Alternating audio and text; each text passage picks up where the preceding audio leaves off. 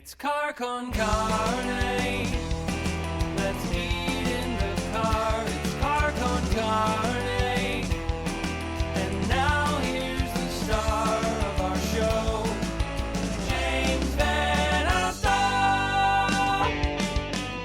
It's car con carne in quarantine. Quarantine con carne sponsored tonight by C&H Financial Services. Also, Siren Records McHenry, who are now offering curbside pickup and online ordering. You can check out their new website at sirenrecordsmchenry.com. If you're in a band, if you own a label, if you want to get your product in a store, you can message them on social media or call the store. Siren Records McHenry, always looking to support local music. Tomorrow morning, tickets go on sale at 9 a.m. Local H, bringing concerts back to Illinois. You can see the band playing a full set at a drive-in. They're playing at the Harvest Moon Drive-In in Gibson City, Illinois on June 25th. It's a Thursday night. Where is Gibson City? We'll just go on 57, drive south, and keep driving. We'll get there. Again, tickets on sale tomorrow morning at 9 at outhousetickets.com. So before I introduce my guest, I do want to acknowledge, I'm obviously aware of everything that's going on right now in Chicago, around the country. If you came here, if you're watching this on Facebook Live in the moment and you're just looking for a distraction, welcome. Glad you're here. I truly don't know what to say about everything, so I'll just simply say, I hope you're safe. My guest tonight, you've probably seen him, if not in Chicago, quote, back in the day, you've seen him on stage as DJ opening up for Sir Paul McCartney. He is Chris Holmes. Chris, it's been forever and a day. Yeah, it's a funny day to reconnect. I'm glad to see you're doing well. Likewise, I've seen you from afar. When I saw McCartney in Tinley Park, I saw you there doing really cool stuff with all that old Beatles, McCartney, Wings, etc. music. You've got this really cool mix of stuff you've done with all that music.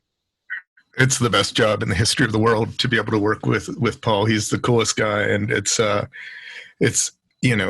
I'm a huge music fan, obviously, as you know, and it's just been such a pleasure to be able to just be around not only Paul, but to see the love that how his music brings people together, and it's been like a religious experience being on that tour and getting to play, remixes and edits of Beatles songs and covers and stuff for fans is pretty much the coolest thing ever. So I've been very blessed to be able to do that. I've learned so much from Paul and just his professionalism. I tell people he's a bit like Hoop Dreams, but in reverse, he's the hardest working, least complacent person. And it's just so inspiring to see somebody, put that much energy and that much passion and that much talent into it every day.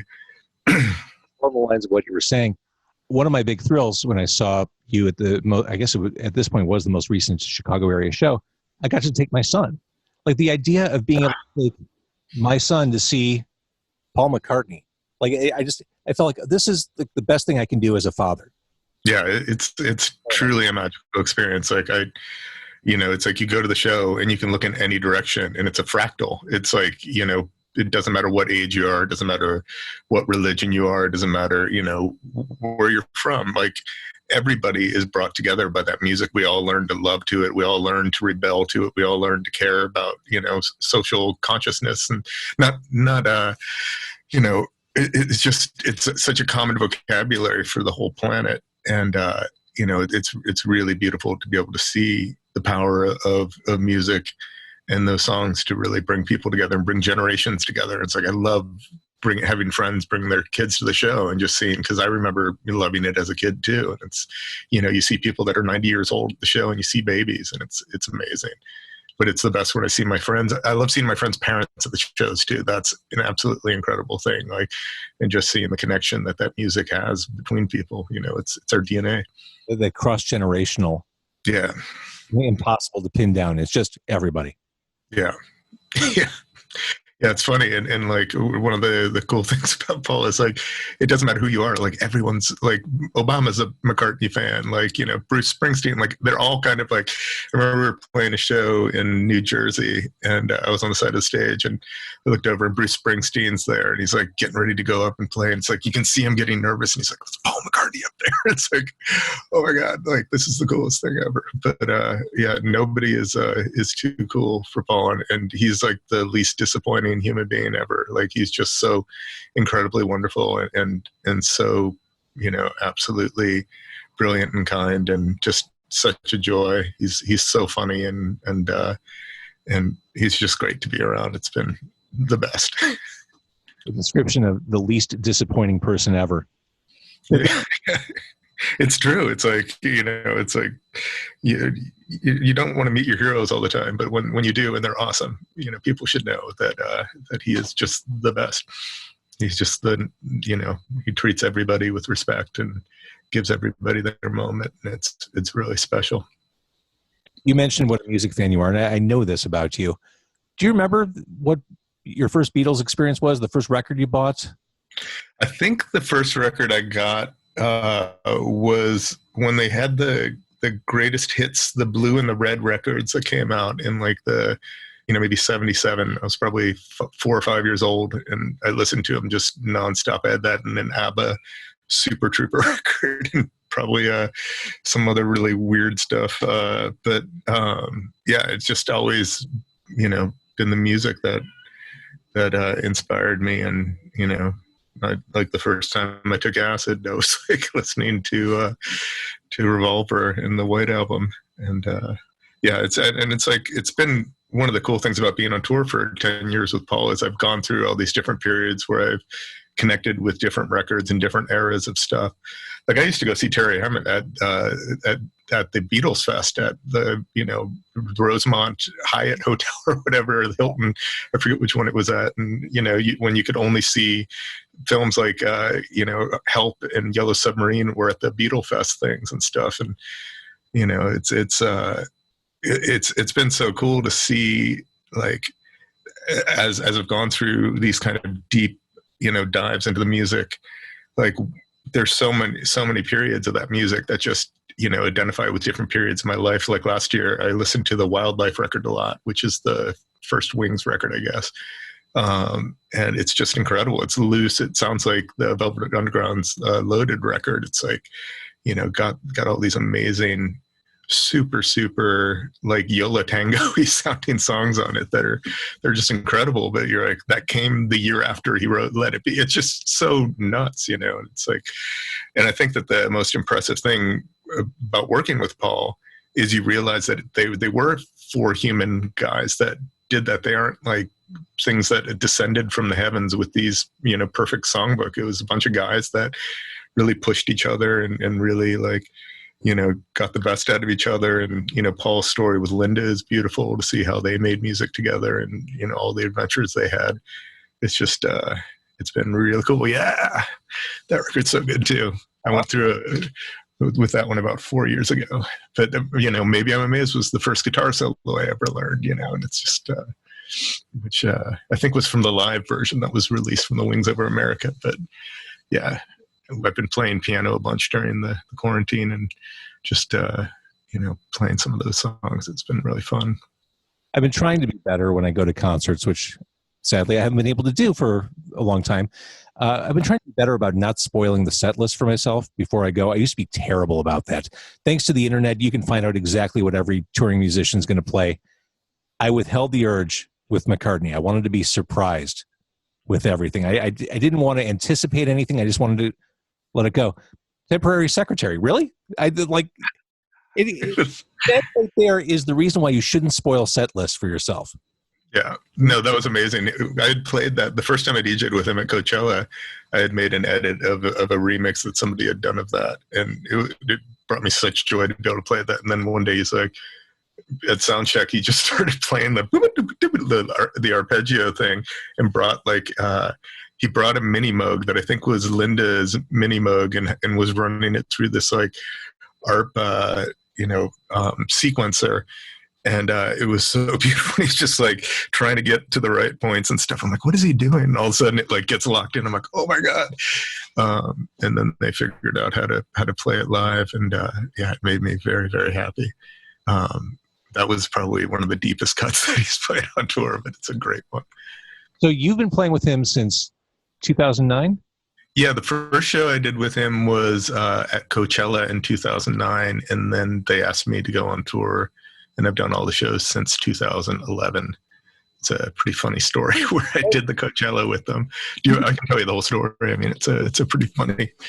He discovered you, right?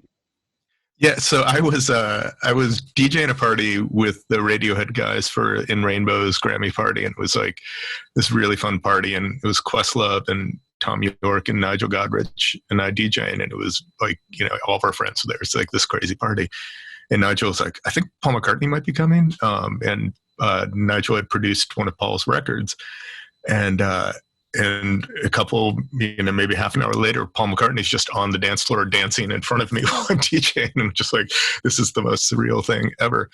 And when we finished my set, I was talking to him a little bit, and it was like maybe a month before Coachella. And, you know, we were talking about, you know, how he was on the Colbert Report and how funny Stephen Colbert is, and didn't really talk about music at all. And the next day I got a call from Nigel, and he's like, oh, Paul McCartney called me for your phone number. He wanted to get a hold of you. I'm like, what about, that's the craziest sentence that's ever been uttered. And so the next day I got a call from somebody who does the shows, and they're like, Paul's going to call you, and, you know, just think about what you might want to do. And I'm like, for what? Like, and so he calls up. I thought he might want me to do an after party or something. He calls up and he's like, hey, I was wondering if you might want to open for me at Coachella. And like, they don't have opening bands at festivals, but yes, 100%. Like, and so I came up with the idea to do remixes of cover versions of Beatles songs, like a bunch of old soul covers and stuff. And I did it, and it was the best thing ever. And while I was DJing, like, Jeff Lynne from ELO was like right on the side of the stage, and Brian Wilson was there, and Elvis Costello. And it was like the most surreal thing ever. It's like my brain is just breaking by all of my heroes are just sitting there, and they're just all like, you know, trying to figure out what the hell I'm doing with two computers and, like, you know, what's going on. And I did it, and it was the most beautiful thing ever. And I got to watch the show with Nigel, and, you know, it was really wonderful. And then he was playing the Hollywood Bowl maybe like a year later. And I remember like writing and being like, hey, if you guys want, I'm totally happy to go down and DJ for you guys for free and like hook it up, and didn't hear back from them at all. And then my friends that went to the show said, oh, I think he played your mix before he went on. And they were playing my Coachella mix before every show that he did. And I get an email a couple of weeks after, it was maybe like a couple months after the LA show, and they're like, we lost your phone number. And they had been, a friend of mine had helped me set up all the logistics when we did the Coachella show, who wasn't managing anymore and didn't answer her emails at all. And so they had been emailing her to ask me to come on tour with them for like 6 months. And so like, and then they asked me to come out, and I've done every show since then. And it's been absolutely amazing. And it's just like, we just had a Zoom call with everybody from tour today and just caught up with everybody. But it's a family, and it's like the guitar, you know, techs did like Fleetwood Mac and Pink Floyd, and like, you know, the amount of just rock history that's involved in that tour is so amazing. Like Roy Bennett that designed like the Purple Rain tour, and the guy that does the video did the video for Purple, you know, and it's like all of these totally disparate things from like the Spice Girls to Prince. Yeah, it's been the best job ever. I mean, I don't even consider it a job. It's just very blessed. And, you know, I've hopefully gathered a lot of stories that I can share with people. You know, the wisdom of you know, just things I've picked up from being around Paul. But it's been wonderful. Is he doing okay? Yeah, I mean, he's you know, the last time I talked to him, he sent out a message to everybody, you know, saying that he was sorry that the tour was canceled, but that we'd get back out and rock out. But yeah, he's a maniac. He's in the gym running, like he's in such great shape.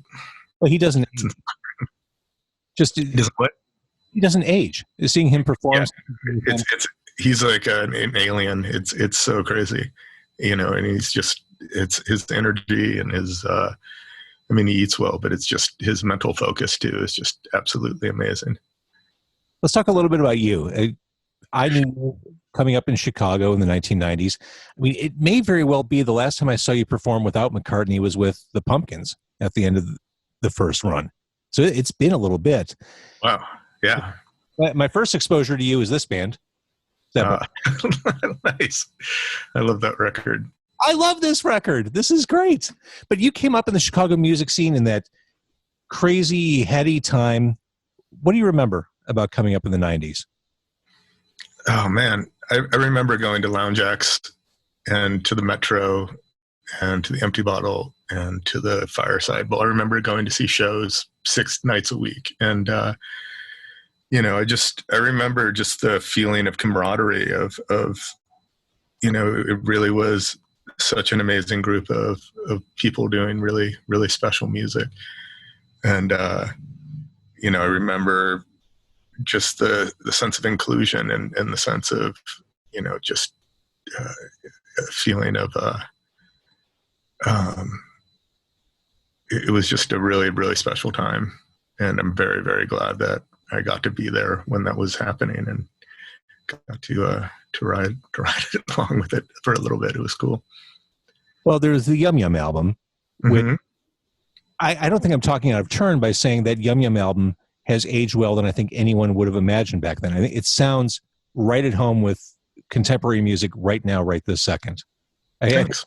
If anything, you were ahead of things with the Yum Yum album. Dan loves that. We just did a reissue of that, it was really cool to go back and listen to it. It was a weird period for me because I loved making that record and I loved the music that I was referencing so much. I mean, it was basically a love letter from me to those kind of songs, and it was such a weird time. It's like my experiences with major labels were comically catastrophic, and but like all of those things have just been such an important part of my life and the things that I've learned and the opportunities that I've had.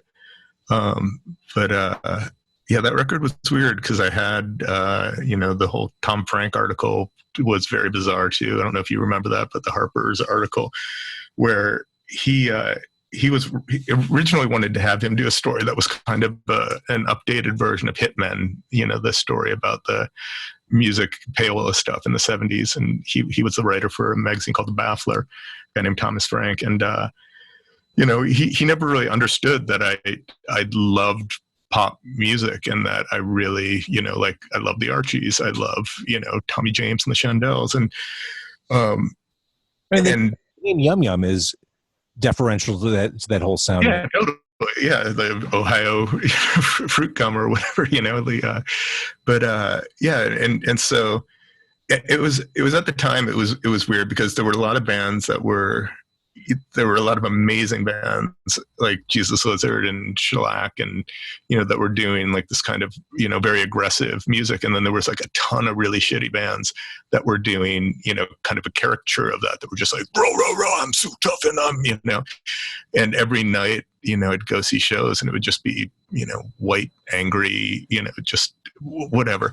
And, there were some amazing like hardcore bands and stuff in that period, but there was a lot of stuff that wasn't. And I had been playing in Sabalon Glitz, and I had the girl that sang the record was my girlfriend. We had broken up, and it just got really weird with our relationship. And so I just started writing all these songs that I would kind of do on the side.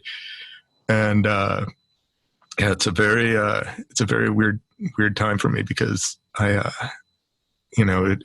just gotten out of college and was like, oh, I'll do music for a little bit. And it's, 24 or 5 years later. And, it's pretty nuts. It creeps up on you. Yeah. I threw myself back into the album for the first time in a while. My God, that title track of Dan Loves Patty.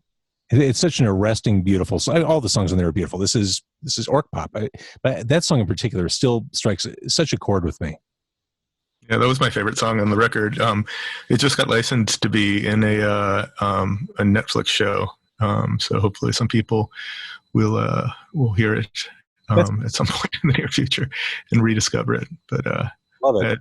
I had a lot of fun going back and listening to it, and I kind of lost the train of thought there. But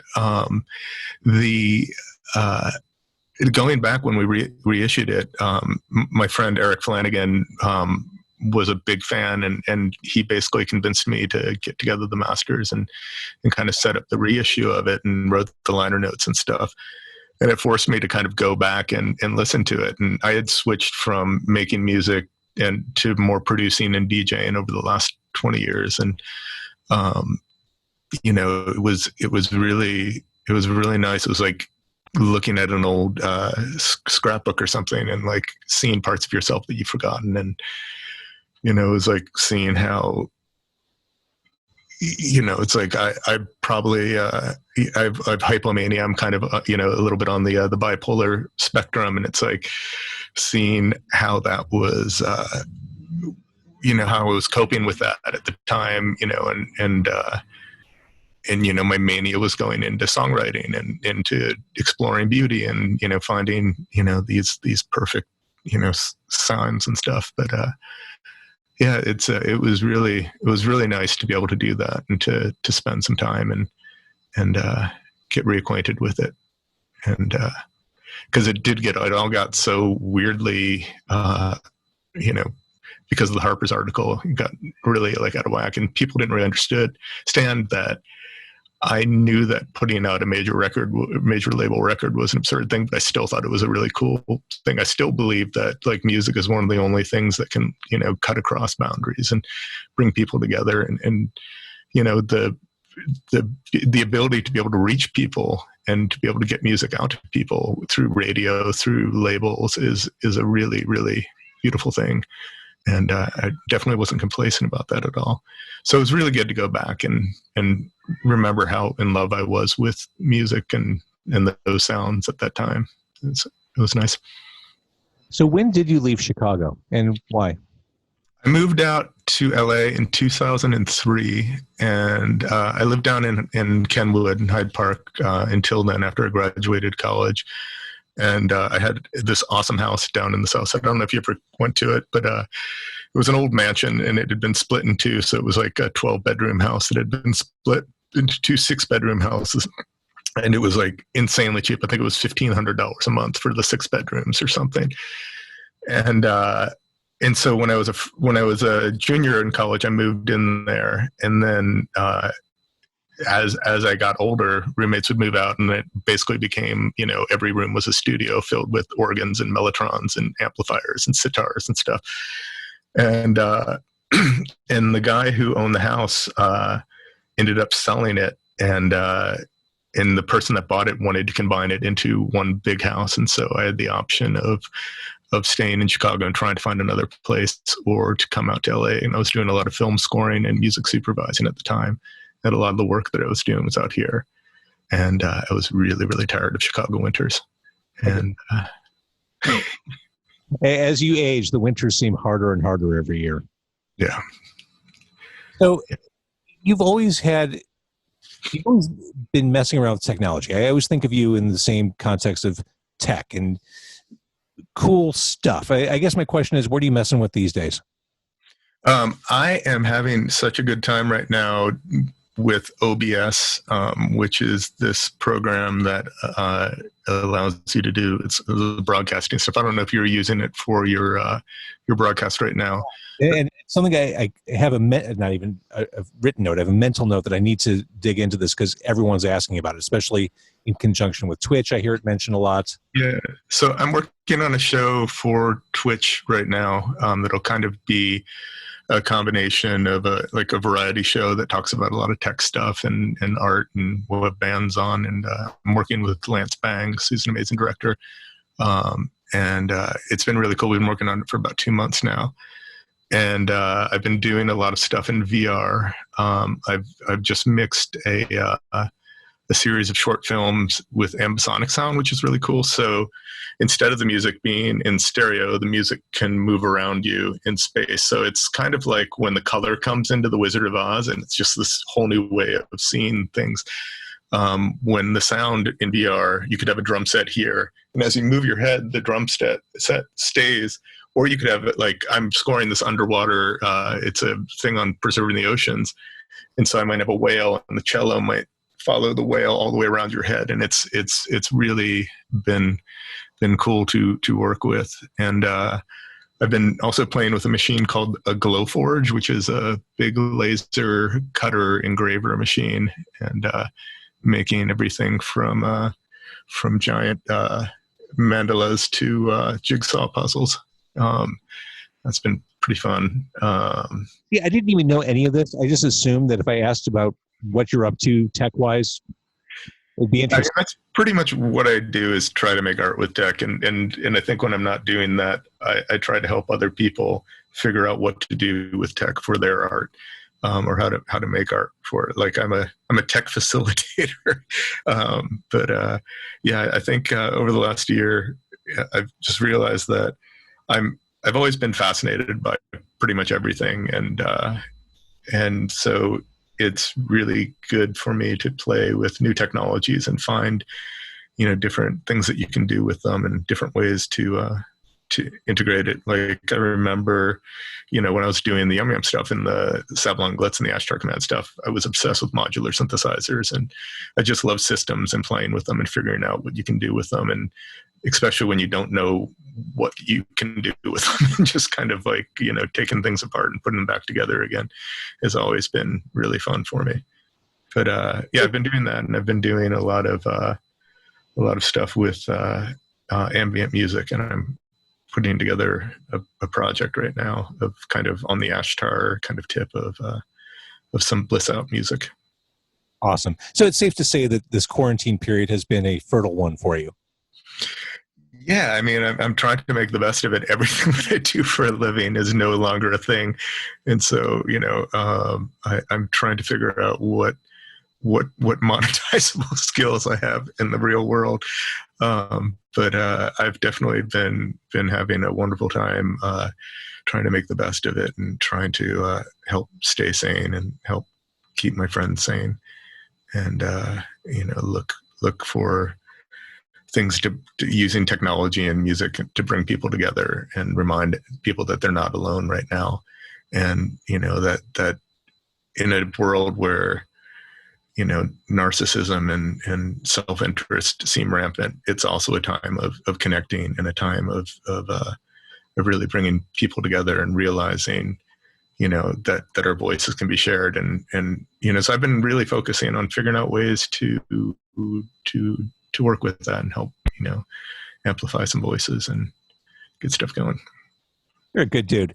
All right, I'm going to stop the Facebook Live. Thank you, everyone, for watching there. That's Chris Holmes right there. Sorry, I got heavy. Yeah, no, that's great. I'm so glad we got to reconnect. Yeah.